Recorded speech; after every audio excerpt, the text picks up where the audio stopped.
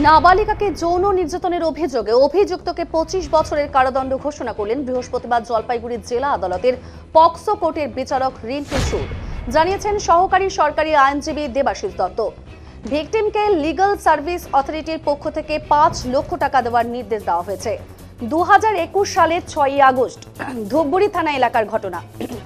অভিযোগ পেয়ে তদন্তে নেমে পুলিশ অভিযুক্তকে গ্রেপ্তার করে। অভিযুক্ত নাবালিকার পড়শি। নাবালিকাকে চকোলেটের লোভ দেখিয়ে ভাড়া বাড়িতে নিয়ে যায় অভিযুক্ত। বাড়িতে কেউই ছিল না, সেই সুযোগে যৌন হেনস্থা করে অভিযুক্ত। এই মামলায় মোট 11 জন সাক্ষ্য গ্রহণ করে আদালত। সওয়াল জবাব শুনে এদিন অভিযুক্তকে দোষী সাব্যস্ত করে 25 বছরের কারাদণ্ড ঘোষণা করল পক্সো কোর্টের বিচারক রিন্টু সুর।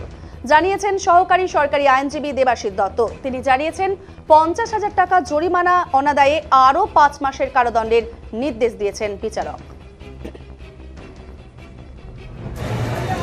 আজকে পক্সো আদালতের বিচারক মাননীয় রিন্টু সুর একটি ধূপগুড়ির একটা মোকদ্দমায় আজকে সাজা ঘোষণা করেছেন।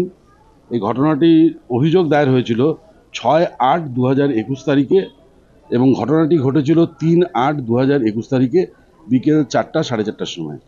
সেই সময় এই নাবালিকা মেয়েটি, তার বয়স তখন 7 বছর ছিল, সে বাড়ির সামনে খেলছিল।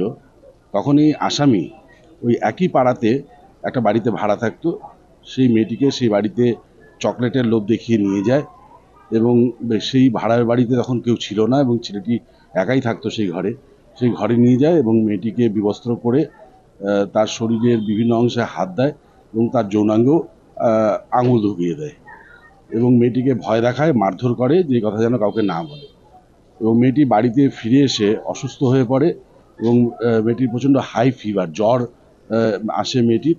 তো মেয়েটির মা মেয়েটিকে তার পরের দিন ধূপগুড়িতে এক ডাক্তারের কাছে নিয়ে যায়, প্রাইভেট ডাক্তারের কাছে। প্রাইভেট ডাক্তার মেয়েটিকে দেখার পরে বলে যে এটাকে জলপাইগুড়ি হাসপাতালে নিয়ে আসার জন্য বলে তাদেরকে। তারা জলপাইগুড়িতে একটি নার্সিংহোমে নিয়ে আসে এবং নিয়ে আসার পর সেখানকার ডাক্তাররা মেয়েটিকে দেখে বলে যে আপনারা থানায় গিয়ে অভিযোগ দায়ের করুন, আপনার মেয়ের সঙ্গে কিছু একটা ঘটেছে। তারপরে মেয়েটি তার দিদিকে সবার প্রথম ডিসক্লোজ করে ঘটনার ব্যাপারে এবং তারপরে তার মা ঘটনাটি জানতে পারে। তারপরে তার বাবা থানায় অভিযোগ দায়ের করে। এই ঘটনাতে পুলিশ তদন্ত, আসামিকে অ্যারেস্ট করে এবং পুলিশ তদন্ত শেষ করে চার্জশিট দাখিল করে। পক্সো 6 ধারায় এই মামলায় চার্জ গঠন হয় এবং এই কেসটিতে টোটাল 11 জন সরকারি পক্ষ থেকে সাক্ষী প্রদান করে এবং 2 জন আসামির পক্ষ থেকে সাক্ষী দেয় এই কেসে।